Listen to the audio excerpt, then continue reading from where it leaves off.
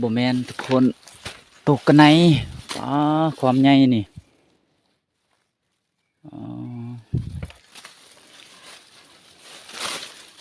ถึกตกกันไหน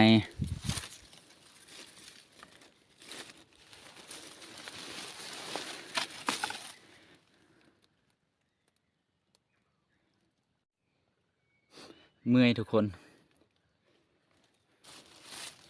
แต่ก็พอใจแล้วเพราะว่าได้ตกกันในเนี่ยก่อนสิได้มาบ่แม่นง่ายตัวนี้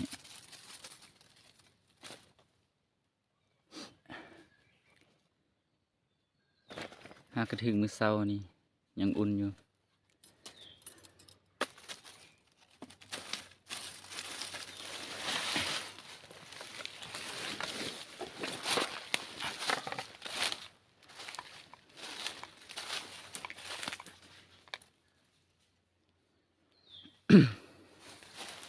เมื่อยเบิ่งน้ำเหือ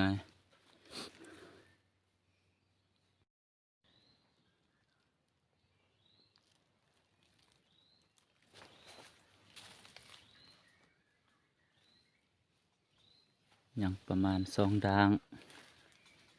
ก่อนสิหมด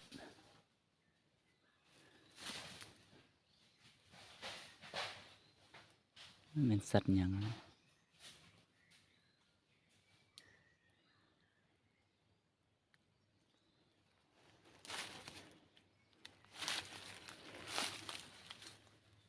ถึกตัวหนึงทุกคน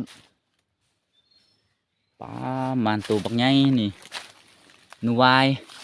ไป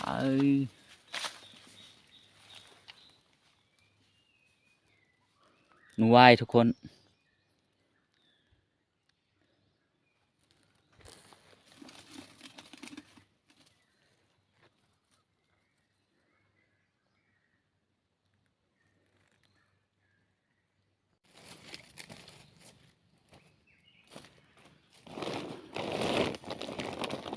มาสรุปผลงานกันทุกคน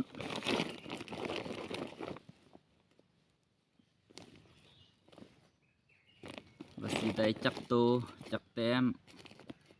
กับการใส่กลับคืนหนึงค่อยก็เดินทางไกลสมควรนี่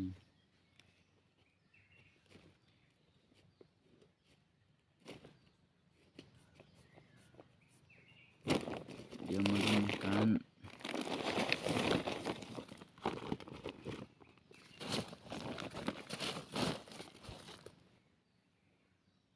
ถือว่ามีโชคเนาะเพราะว่าค่อยยามดังหนึงมันถึกตกกันในแล้วก็ลังต่อไปถึกหนูวายตัวบักใหญ่นี่หนูวาย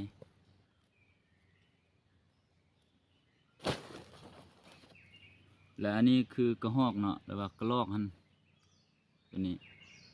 ค่อยบ่ได้ถ่ายคลิปเพราะว่าค่อยยิงเอากระหอกกินมักปี้ค่อยยิงได้2ตัวกระหอกแล้วบวกใส่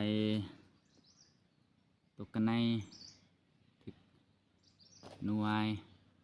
4 แต้มเฮามาสังรวมเบิ่งตัวนูก็ได้4ตัวตัวนูและส่วนจำนวนนี้มันกระจรหรือว่าตัวจรหั่นเนาะบ้านคอยเอิ้นตัวจรได้1 2 3 4 5 6 7 8 9 10 11ตัว11บวกตัวนู12 13 14 15บวกหนูวาย16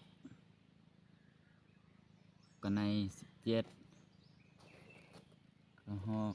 18 19พอดี19ตัวถือว่าบ่คุ้มเนาะเพราะว่าค่อยเดินทางไกลพอได้สำเนียนะ